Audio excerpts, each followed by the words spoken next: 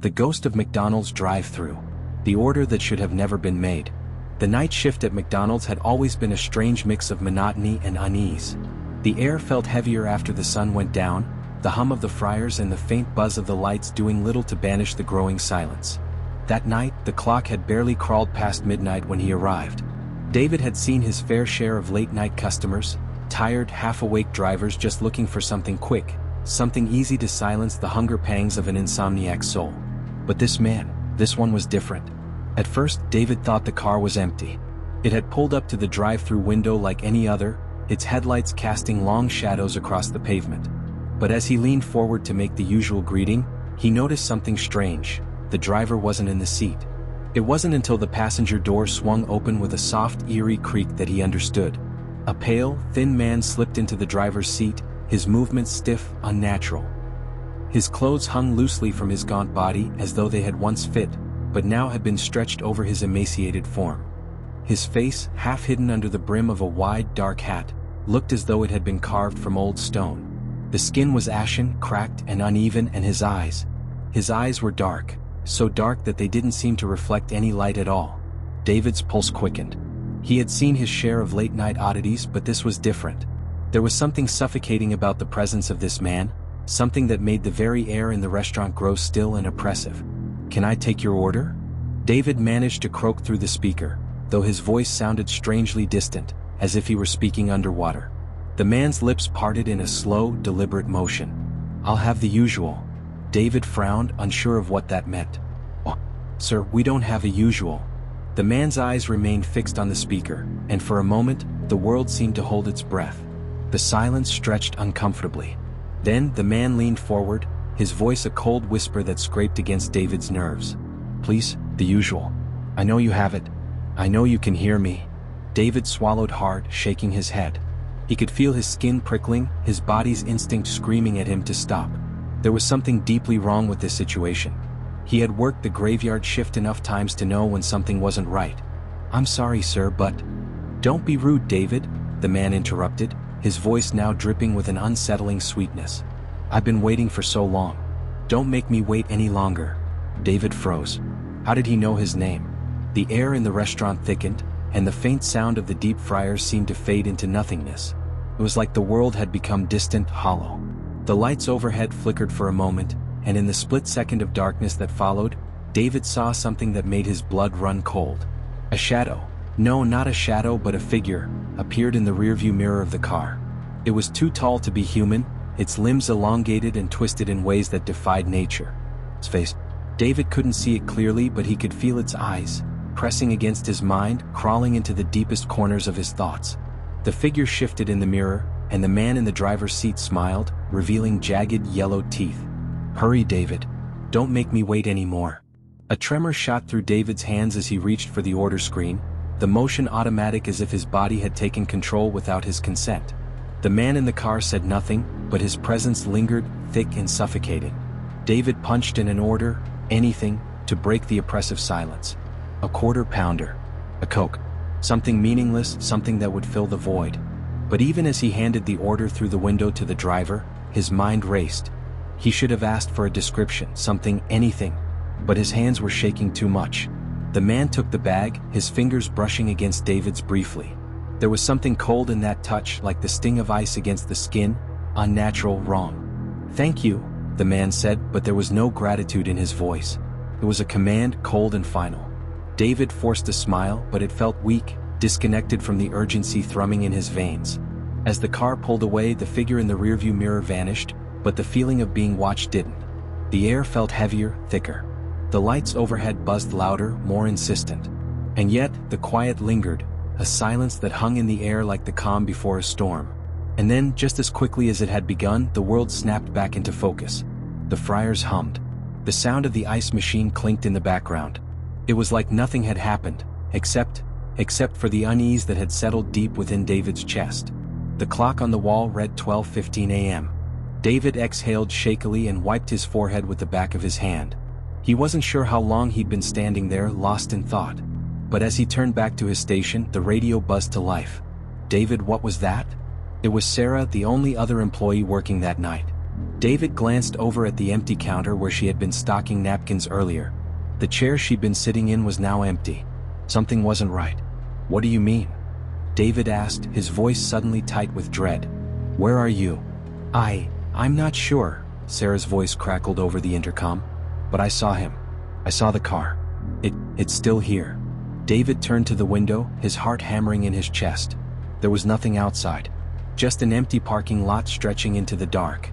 But the feeling that something had followed him inside, was undeniable. David stood frozen at the window, his breath shallow as his eyes darted to every corner of the parking lot, searching for any sign of movement. But there was nothing. No car. No figure. No shadow lurking in the depths of the lot. Only the oppressive silence that seemed to stretch out in all directions, suffocating and unyielding. He glanced back at the intercom. Sarah's voice crackled again, sounding more desperate now. "David, where are you?"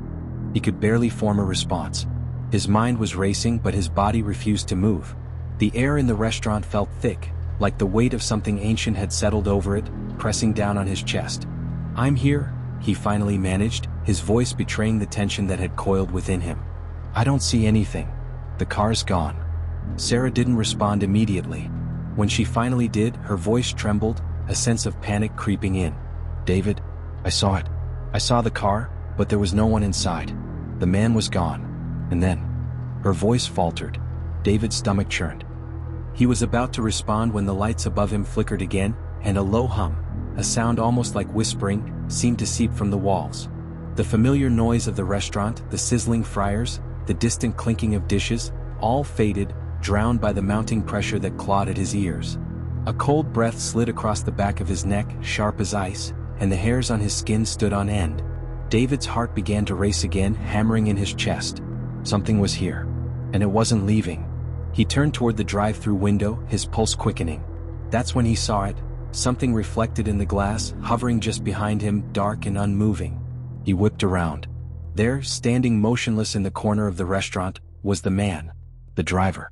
His figure, impossibly tall, stretched unnaturally, limbs elongated like something carved from night itself. His eyes, those hollow black eyes, locked onto David's, and for the first time David saw his face in full. It wasn't a face. Not really. It was a mask of skin stretched taut over jagged bones. His mouth hung open, a gaping chasm of teeth that seemed far too many for the size of his jaw. His smile wasn't a smile at all, it was a gruesome rictus, a thing so inhuman that it should have never existed. The dark hat he wore was now missing, revealing that his scalp had been peeled back, a sickening web of veins and tissue visible beneath his thinning skin. David's throat closed and a strangled gasp left his mouth. His instincts screamed at him to run, but his feet were rooted to the floor, unable to move. The man took a step forward. Then another. His voice, once cold and whispering, now boomed in David's head. "You took my order." David could feel the words vibrating through his skull, inside his bones, as though the very act of hearing them had physically marked him. "You shouldn't have." The man's mouth stretched wider, impossibly wide, as if his face were about to split open. And yet, he never made a sound, the skin of his lips cracking, tearing as he smiled as he waited. David stumbled backward, but there was nowhere to run. The restaurant seemed to warp around him, the walls pulsing, breathing with an ancient rhythm that mirrored the beating of his own frantic heart. The ground beneath him felt unstable, as though it was shifting, warping, pulling him into a place far darker than he had ever known. The figure reached into its coat, and with an impossibly slow motion, pulled out a crumpled receipt. A receipt from the drive-thru, the one he had given to the man just moments before. David's eyes widened in confusion as the man stared down at it. "You asked for the usual," the figure whispered, his voice now sounding like 1,000 voices, layered over each other, calling from beyond time. "And the usual always comes with a price." The receipt, tattered and stained with an inky black substance, crumbled to dust in his hand. And then everything went cold. The walls of the restaurant began to bleed. At first it was slow, just a drop here and there, thick and black like oil. But as the seconds dragged on, the walls began to weep more, the floor slick with the foul substance that crawled beneath David's feet. The restaurant itself seemed to warp, bending, twisting like a living thing, its very structure pulsing in time with the irregular thudding of David's heart. The ceiling seemed to lower, the lights flickering, then going out completely. The man's form blurred and twisted, growing in size, becoming an amorphous shape that shimmered and writhed with the shadows. It was everywhere now, a thing that could not be seen but only felt. The sensation of being surrounded by a presence so ancient, so evil, that it defied comprehension. David's breath was ragged now, his hands shaking uncontrollably as he tried to take a step back, but the ground kept shifting beneath him, dragging him toward the figure. His eyes went wide, horror and understanding mixing in his chest. The man wasn't just a man. He wasn't even a ghost. He was something far older, something far more insidious. The usual wasn't food or drink. Was you. The figure's eyes widened, the blackness within them deepening, as if the void itself was swallowing David whole. The last thing he saw before his mind snapped was the man's smile, impossibly wide, the twisted lips peeling back like rotten skin, his jagged teeth glinting in the dim, flickering light. "You took my order, David. And now?" David's scream was silenced by the dark that swallowed him whole. The next morning, the restaurant was found empty. No sign of David. No sign of Sarah. No trace of the figure. The only evidence left behind was a half-crushed receipt on the counter, stained black with the words, "The usual. You might think this is over. You might even think you're safe. But the man is still out there. Watching. Waiting. And now you are a part of his order. Are you brave enough to come back? Subscribe to never miss what comes next. If you dare. This story isn't finished. And now it's part of you.